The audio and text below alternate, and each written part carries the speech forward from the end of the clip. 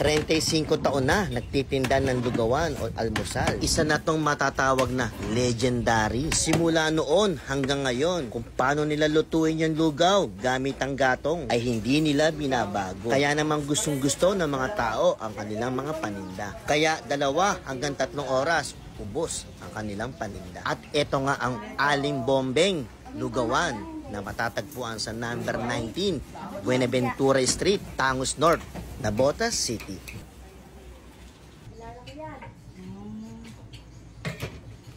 Kilala ka pala ng tita ko eh.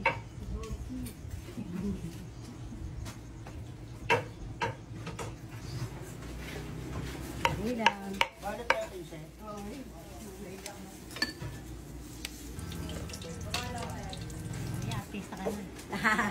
Sinsi lang po. Wala man lugaw? Ikaw. Ikaw na magbuka.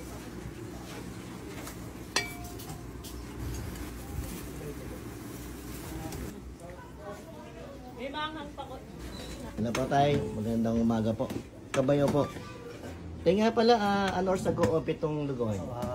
2 naghahanda na kami. Nang madaling araw? Oo, 2. 3 nagluluto na.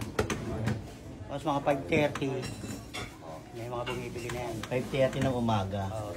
Hanggang ano oras po yan? Hanggang 9 o'clock. Hanggang alas 9 lang. Minsan 8. Matanong lang tayo, ano nga pala ang pangalan itong lugawan na to? Aling Bombeng. Ang balita ko po tayo, napaka-legendary na yata ito, napakatagal na. Oo, dekada na. Mga anong Mga 30 years na to. 30 years? 35. 35. 35 years na. Oo. Sila wala lola Bombeng. Ayan. Lola po. Oo. Tapos ito po yung anak. Ako ang anak. Ano po pangalan niyo, tita? Dinky. Ano po? Dinky. Dinky. Kayo pa pala ang nagmana ng Bombeng. Lugawan. 3 dekada na pala nagtitinda ng lugaw dito sa may... Saan lugar po? Beneventura Street. Sa Tangos, Navotas. Tangos. Tangos North. Ang pinaka-landmark po niya na ay palengke ng Tangos. Madali po siya makita. Nga pala, mga kabayaw, nanay siya ng friend ko, si Raymond, or kitawagin si Mote. Shoutout nga pala sa iyo, Mote. Matulog ka dyan. Mukhang puweta-puyat ka. At tita, araw-araw ba kayo nag-o-open? Wala kayong anak? Walang day off. Pati linggo? Oo. Basta ang start niya, alas 6 hanggang alas 9 lang, Okay. bus na. Bus na.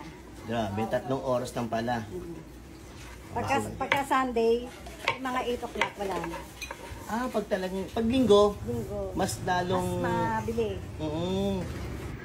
At ito na nga, nandito nga pala tayo kay Aling Bombeng lugawan na matatagpuan sa may number 19 Buenaventura Street, Tangos North, Navotas. So ito, nandito na po yung lugaw, yung pinaka-legendary dito sa may Tangos. 3 dekada na po sila nagtitinda ng lugaw. Nagkakahalaga lang po na 15 pesos lang po yan. Siyempre may kapartner yan. Ulo ng baboy, nagkakahalaga po ng 50 pesos lang po yan. Ang mami po nagkakahalaga ng 30 pesos. And then sampurado. Ang sampurado po niya ay 20 pesos lang. Na meron na rin gatas.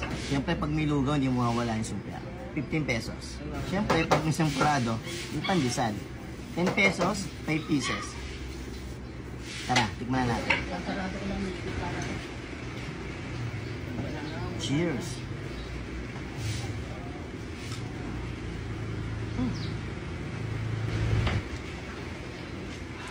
Iba talaga yung lugaw pag luto sa gatong. Nandun yung smoky. Basta iba, hindi mo paliwanag. Iba talaga yung luto. Pag gatong sa... Luto sa gatong iba. Saka masarap. Grabe. Saka laging maitim lugaw nila dito. Basta isipin nyo, 3 dekada na silang titinda ng lugaw. Napakarami nila ng suki.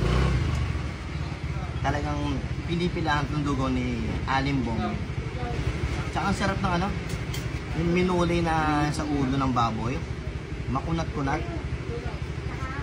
Iba talaga pag nanggaling sa ulo ng baboy. Yan, may mga litil-litil.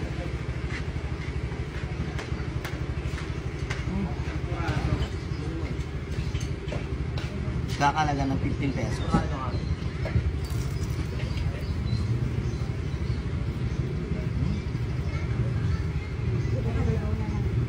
Wow.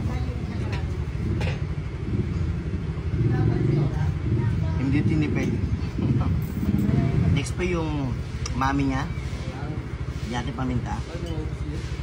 Ito obligado masarap to kasi dito pinakuluan yung ulo ng baboy. Yun ang pinasasabaw nila rito.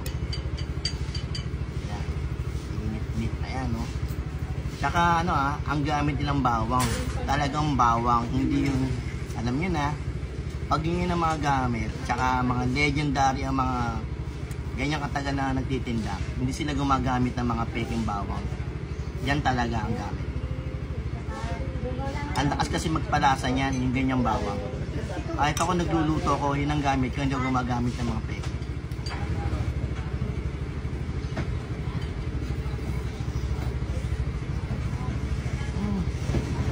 Grabe ang lasa. Next, ito na po yung champurado niya. Tikman na natin. 20 pesos lang yan. Alam niyo ano masarap dito?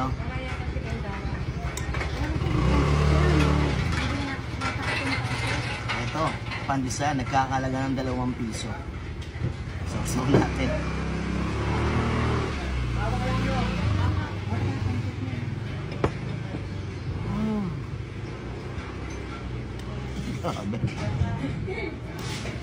So kung ako yung sampurado, hindi gano'ng matamis. Tama lang, pati yung lapot.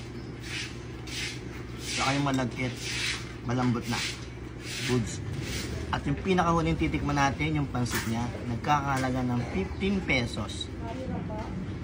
Dami no?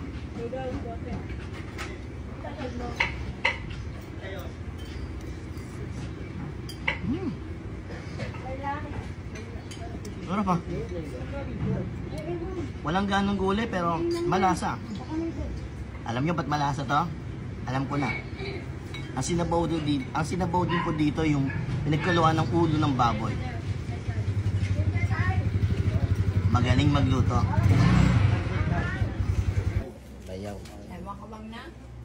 Bayaw. Salamat po. Salamat po. Thank you. Thank you po.